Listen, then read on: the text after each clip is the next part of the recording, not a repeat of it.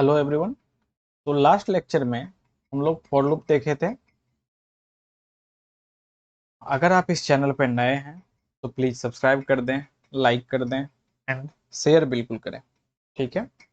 अब देखो, last lecture में हमने फॉर लूप देख लिया था और हमने क्या किया था, फॉर लूप पे हमने दो क्वेश्चंस करे थे। एक्चुअली मैंने क्या किया था, दो दो सीक्वेंस को मैंने प्रिंट करवाया था, लाइक 1 2 3 4 5 6 10 तक, और उसके बाद 2 4 5 6 लाइक फिर 16 तक। हमने उसके लिए कोड देखा था और उसे हमने प्रिंट करवा लिया था। यहाँ तक ठीक है।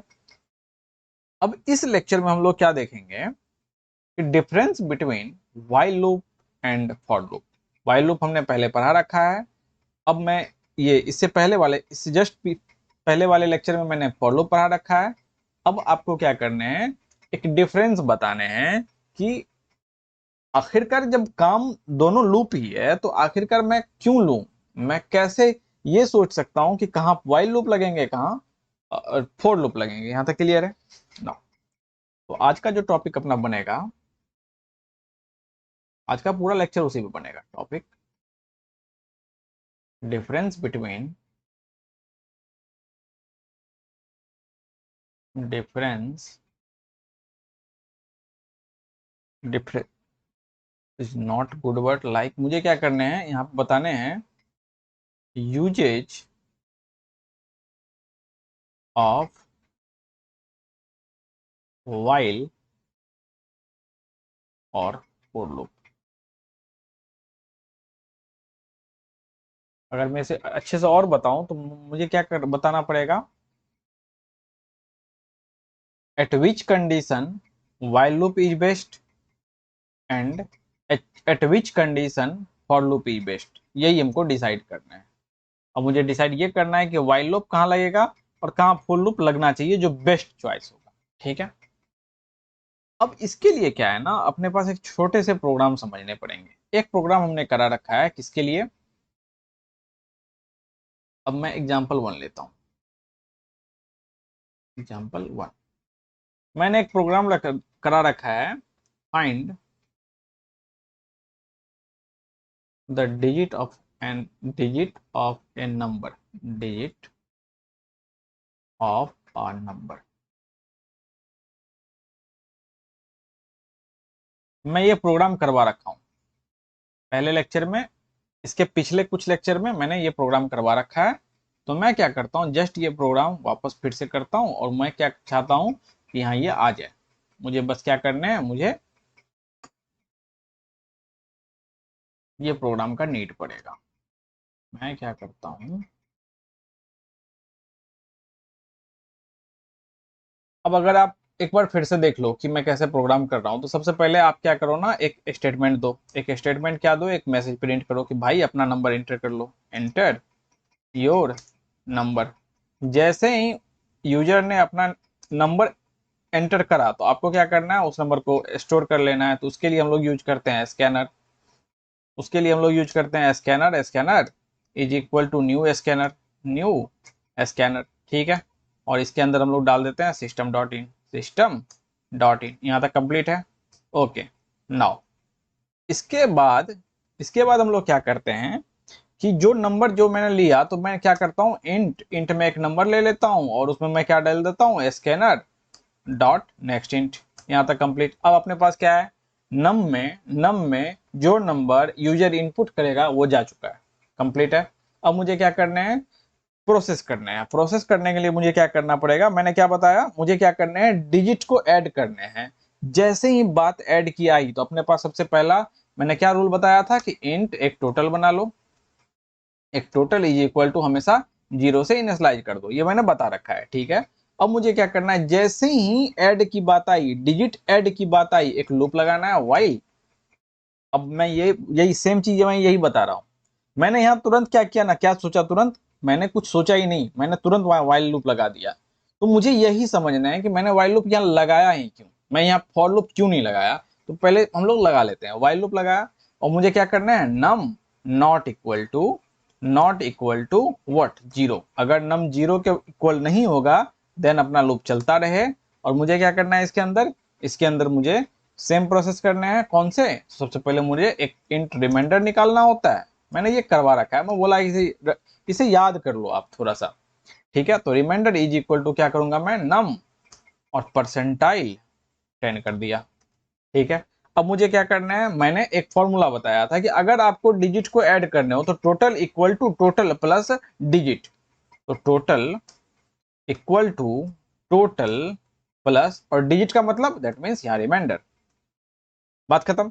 और उसके बाद मुझे क्या करना है, num is equal to num by 10, num is equal to num by 10, और ये सब मैंने करा रखा है, num is equal to num by 10, ये सब मैंने प्रीवियस लेक्चर में करा रखा है, कंप्लीट है यहाँ तक।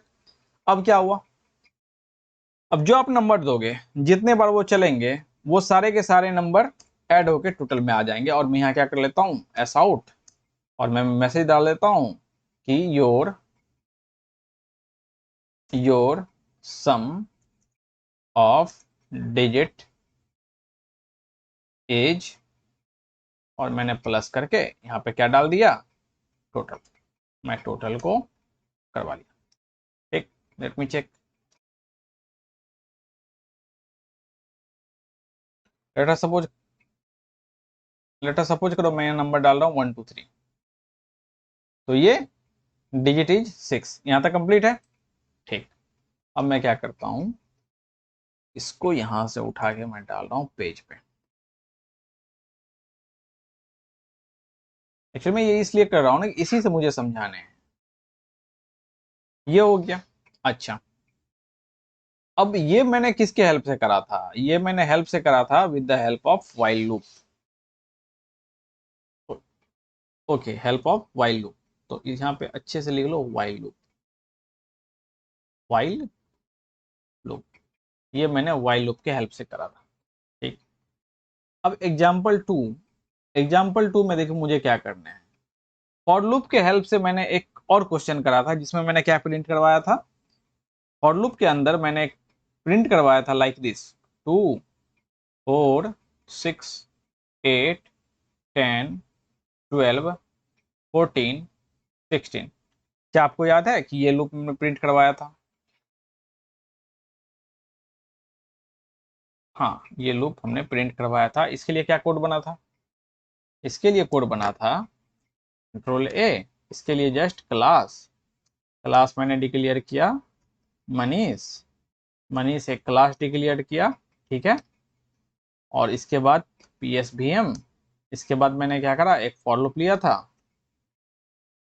मैंने बता रखा है आपको, initialise section int I is equal to, कहां से हो रहा है, 2 से स्टार्ट हो रहा है। अच्छा, कंडीशन क्या है, कहां तक जाएगा, इक्वल टू 16 तक जाएगा, 16 तक जाएगा, और कितने से बढ़ रहा है, तो I is equal to I plus 2 से बढ़ रहा है, दैट मीन्स एक बार में 2 चेंज हो रहा है, कंप्लीट है यहाँ पे। एस आउट, एस आउट, और मुझे क्या करना है, आई को प्रिंट कर देना है, काम खत्म अपने पास। आई को प्रिंट कर देना, तो देखो आंसर क्या बनेंगे, आंसर वही जो मुझे चाहिए था, 1 2 3 2 4 6 8 10 12 14 16, यहाँ तक कंप्लीट है। अब ये भी प्रोग्राम को मैं वही डाल देता हूँ, तो वो छोटा प्रोग्राम बन गया, ठीक है, अच्छी बात है।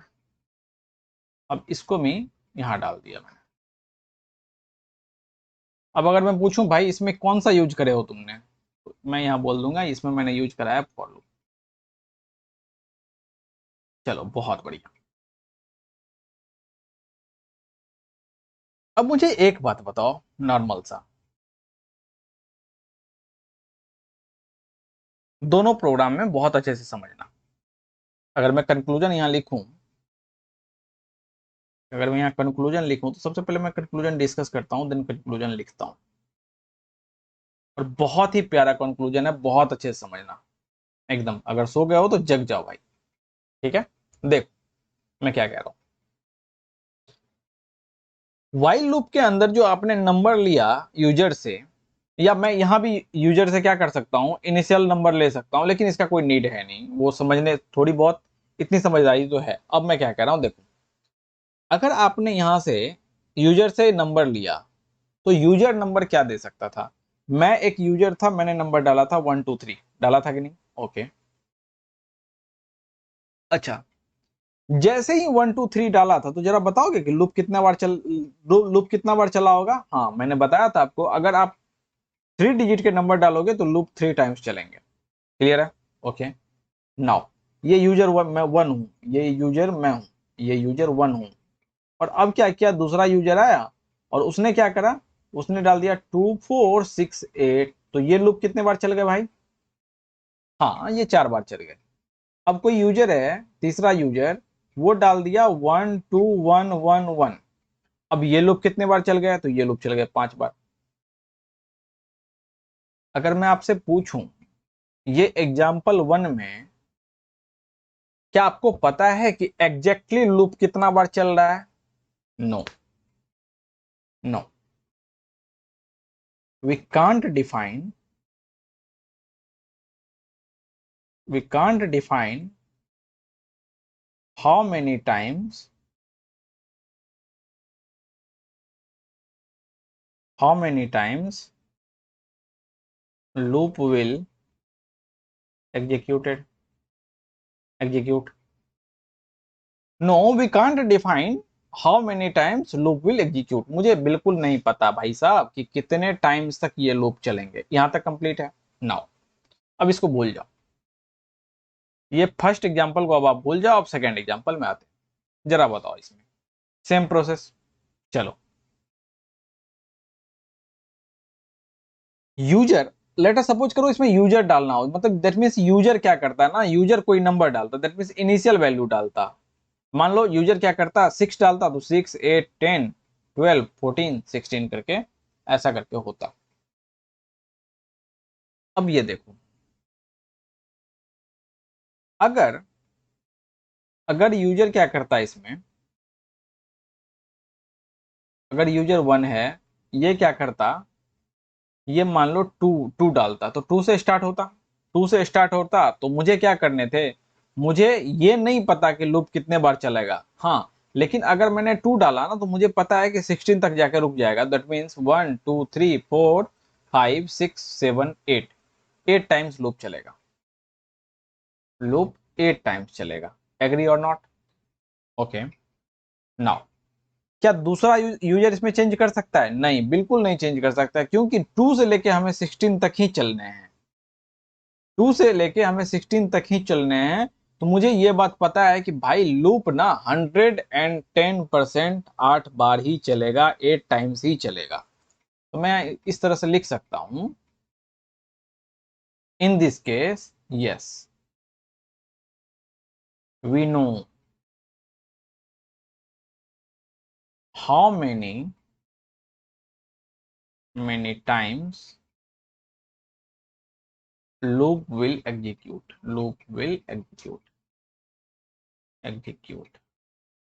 एग्री और नॉट? यहां तक आपको पता चल गया। इस केस में क्या था, इस केस में मुझे नहीं पता था लूप कितने बार चलेगा, इस केस में मुझे पता है कि लूप फाइनली 8 बार ही चलेगा। दोनों इतना ही अंतर है। अब देखो, जिसमें हमें नहीं पता हो कि लूप कितने बार चलेगा, जिसमें मुझे बिल्कुल ये ना पता हो कि लूप का इटरेशन क्या है, कितने बार लूप को रन करना है, इस कंडीशन में हम लोग व्हाइल का यूज करते हैं। जिस कंडीशन में मुझे पता हो कि हाँ भाई साहब इसमें 8 टाइम्स लूप चलेंगे, ऐसे कंडीशन में हम लोग फोर का यूज करते हैं। तो condition 1, conclusion 1, if we know, if we know the if we know how many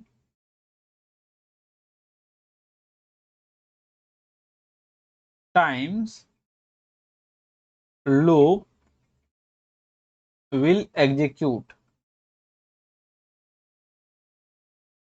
then we need to use what? मुझे पता है कि लूप कितना बार चलेगा, तो इस कंडीशन में मुझे यूज करना चाहिए फॉर लूप। यहां तक कंप्लीट है। Now conclusion 2, if we don't know how many time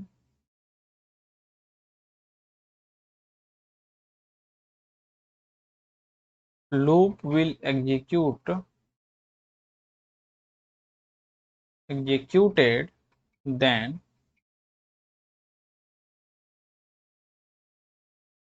we need to use while loop.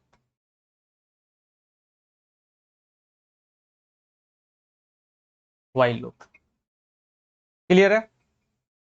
तो यही आपके जो बेस्ट कंक्लूजन बोले, मैं इतना देर से जो मैं बताना चाह रहा था, यही दो कंक्लूजन बताना चाह रहा था।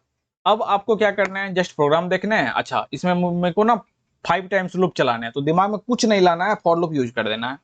अच्छा, ये प्रोग्राम करना है। अब मुझे नहीं पता यार कितना बार लूप चलेगा, मुझे क्या करना है ना, कुछ ऐसा यूज करना है लूप भी चले, बस मुझे पता भी नहीं है कितने बार लूप चलेगा। जस्ट आपके दिमाग में हिट करना चाहिए कि भाई यहाँ पे व्हाइल लूप यूज होगा। जस्ट उसके सिंटेक्स डाल दो और उस लूप के सारे ऑपरेशन लिख दो, आपका काम खत्म। ठीक है, ओके। नाउ अब मैं क्या करता हूँ ना, एक छोटा सा वो पार्ट डिस्कस कर देता हूँ कि प्लस प्लस का मतलब क्या होता है, माइनस माइनस का मतलब क्या होता है, उसके बाद क्या होता है, ये लाइक दिस। ठीक है, तो देखो, इंक्रीमेंट में हमने दो चीज देखा। इंक्रीमेंट ऑपरेटर में हमने ये देखा था, एक्स प्लस प्लस का स्टेटमेंट और प्लस प्लस एक्स का स्टेटमेंट। ठीक, और डिक्रीमेंट में हमने देखा था सेम। डिक्रीमेंट में हमने देखा था एक्स माइनस माइनस और minus minus x, minus minus x. यहां तक ठीक है? यहां तक हमने देख लिया increment x plus plus plus plus x. ठीक है, x minus minus minus minus x. अब देखो, ये जो कंडीशन है x plus plus, x plus plus, अब मुझे ये बताओ प्लस प्लस कहाँ है? वेरिएबल के बाद है, इसलिए इसको हम लोग कहेंगे पोस्ट इंक्रीमेंट। Post increment. तो जरा मुझे बताओ ये क्या हो जाएगा? ये हो जाएगा प्री। प्री मतलब पहले इंक्रीमेंट। इसको ऐसे समझना, बाद में इंक्रीमेंट और पहले इंक्रीमेंट। अगर मैं इसे बोलूं तो ये क्या हो जाएगा? पोस्ट डिक्रीमेंट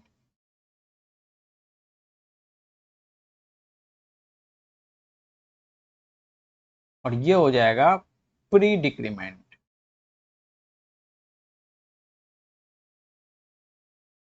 यहां तक तो ठीक है, ओके।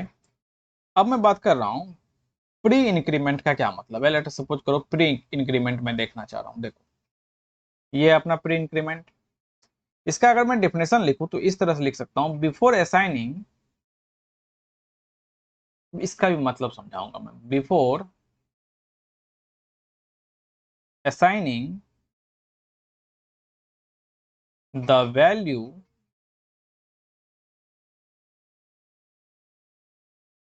द वैल्यू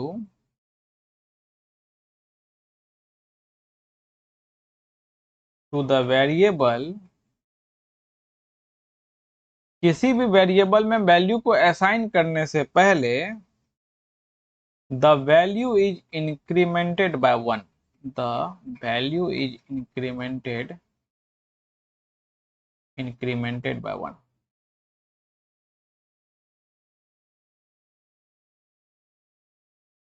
अब मुझे पता है ये स्टेटमेंट आपके समझ में कुछ नहीं आया होगा, ठीक है, और समझना भी नहीं है सच बताऊं तो। ये एक टेक्निकल टर्म है, मैंने इसे बोल दिया तो बस बोल दिया। ठीक है, अब मुझे इस तरह से इसे समझने हैं ही नहीं। अब मैं क्या करता हूँ, सबसे पहले मैं समझना चाह रहा हूँ इसको ना, प्री वाले को, प्लस प्लस एक्स वाले को। ठीक है, देखो मैं क्या करता हूँ।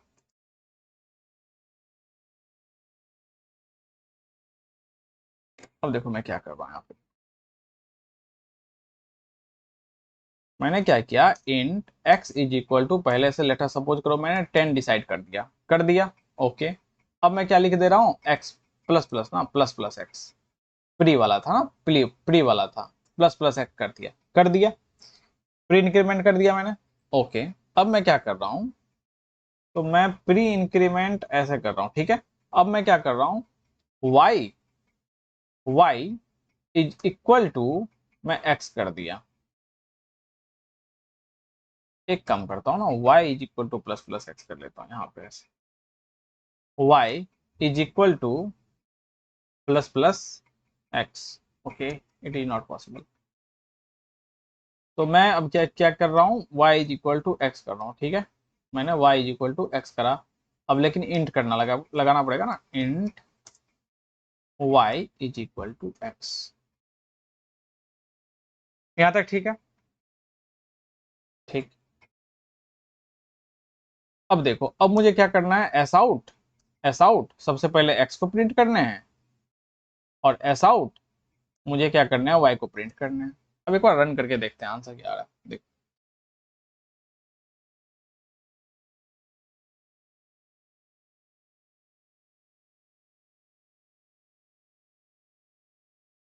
क्लास मनीष ठीक तो है, पब्लिक स्टैटिक वॉइड में, अच्छा एक।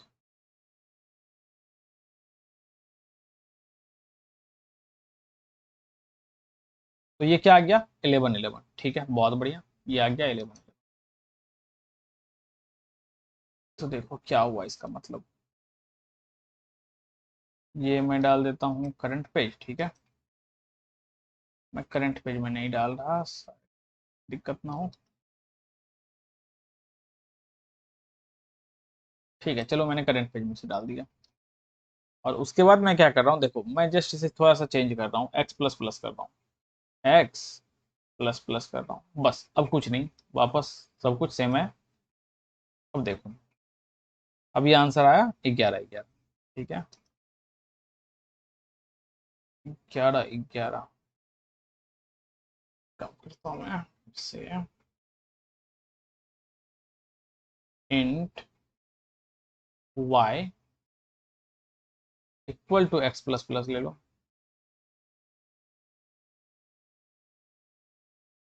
11 10, ठीक है। और इससे पहले वाले में मैं क्या करता हूँ, प्लस प्लस एक्स ले लेता हूँ। मैं क्या समझाना चाह रहा हूँ उसे समझ, ये मैंने लिया। तो ये देखो क्या आया, 11 11, ठीक है, 11 11 आया। अब मैं इसे क्या करता हूँ, एक नए पेज पे डाल देता हूँ। मैंने नए पेज पे इसे डाल दिया, ठीक है। अब वापस मैं क्या कर रहा हूँ, यहाँ पे एक्स प्लस प्लस लिख रहा था ना, x plus plus, x plus plus. अब यहाँ पे आंसर क्या आया था, यहाँ पे आया था आंसर 11 10। ये भी ध्यान देना, इसमें आया था आंसर 11 10, और उसमें आया था 11 11, 11 10 11 11, ठीक।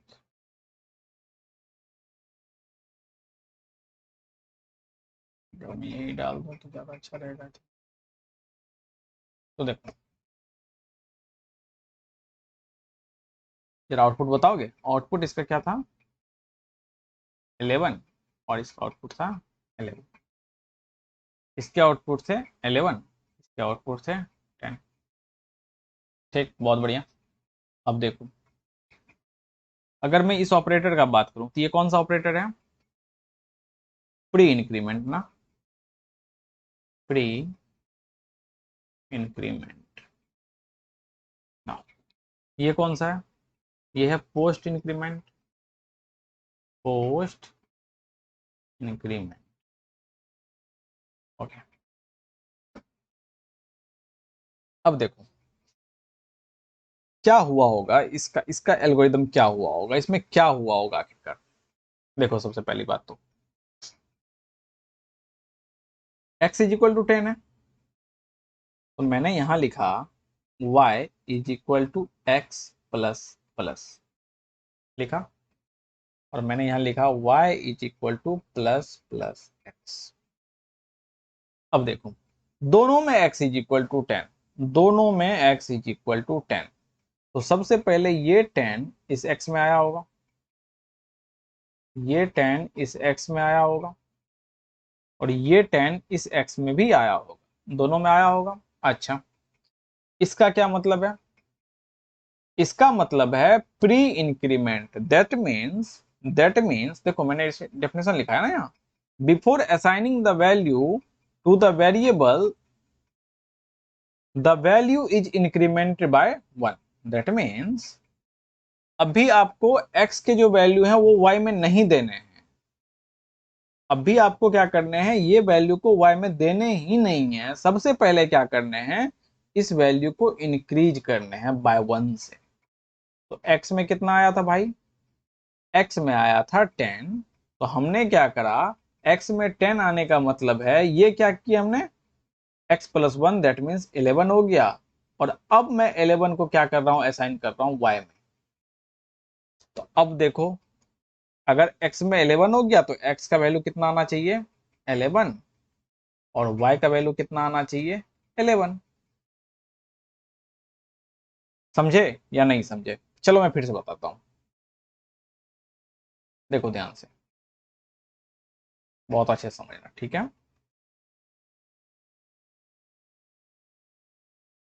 10 आप उठा के किस में ले रहे हो, x में, और ये है प्री इंक्रीमेंट। प्री इंक्रीमेंट का मतलब होता है, प्री इंक्रीमेंट का मतलब होता है कि पहले आप इंक्रीमेंट कर लें।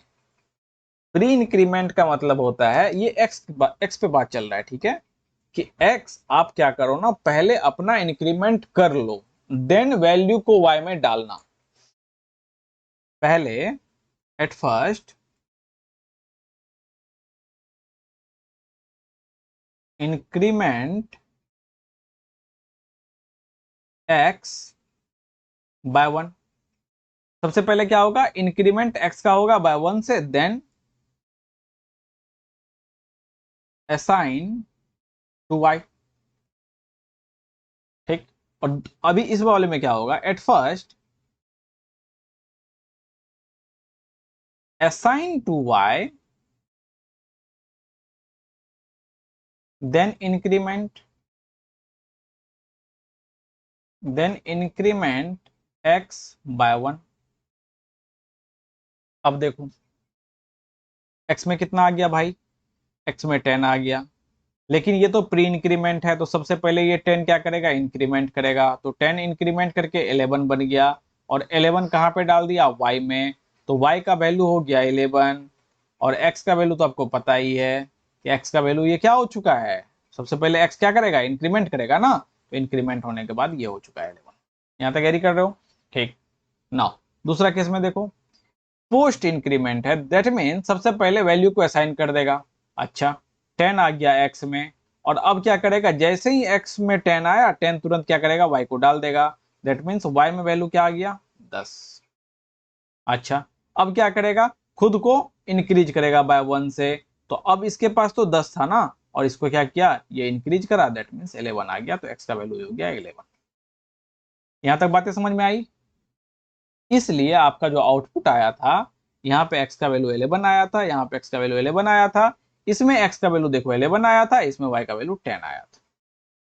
यहां तक कंप्लीट है। नाउ लेट अस सपोज करो, अपने पास मैं क्या कर रहा हूं ना, ये लिख रहा हूं। मैं क्या करता हूं, एक सिंपल सा प्रोग्राम कर रहा हूं, कौन सा, तो x minus minus, x minus minus, ठीक है। ये x माइनस माइनस यहां से लिया हमने, इसको मैंने यहाँ पे डाला, x माइनस माइनस को, ठीक। और दूसरे केस में क्या किया, माइनस माइनस एक्स लिया, minus minus x, minus minus x, ठीक है। और इसको भी यहां से मैंने कट करके वहां डाल दिया फ्रंट पेज पे। अब जरा सा बोलो मैं क्या कह रहा हूं। सबसे पहली बात तो, ये कौन सा, ये प्री या पोस्ट, ये प्री या पोस्ट, भाई साहब ये पोस्ट है, सीधी सी बात। क्योंकि इंक्रीमेंट ये जो माइनस माइनस है, ये पोस्ट हुआ है, तो पोस्ट ये डिक्रीमेंट है ना, माइनस माइनस है तो पोस्ट डिक्रीमेंट। अब पोस्ट डिक्रीमेंट का मतलब क्या, पोस्ट डिक्रीमेंट का मतलब होता है, तो मैंने क्या लिखा हुआ है, y is equal to X minus minus. Post decrement का मतलब होता है, क्या बताया था मैंने, यहां देखो, ये क्या है, प्री इंक्रीमेंट। तो सबसे पहले प्री इंक्रीमेंट, दैट मीन्स सबसे पहले एक्स क्या करेगा, खुद को इंक्रीज करेगा, देन असाइन करेगा। तो इसी तरह इसमें देखो, पोस्ट डिक्रीमेंट। पोस्ट डिक्रीमेंट का मतलब होता है कि सबसे पहले क्या करो, आप वैल्यू को y में डाल दो। तो देखो x में वैल्यू कितना आ चुका है, 10। तो 10 क्या किया, y में डाल दिया। तो y should be equal to 10 हो चुका है। ओके, नाउ अब x क्या करेगा, खुद के वैल्यू को डिक्रीज करेगा। तो then x is equal to हो जाएगा 9।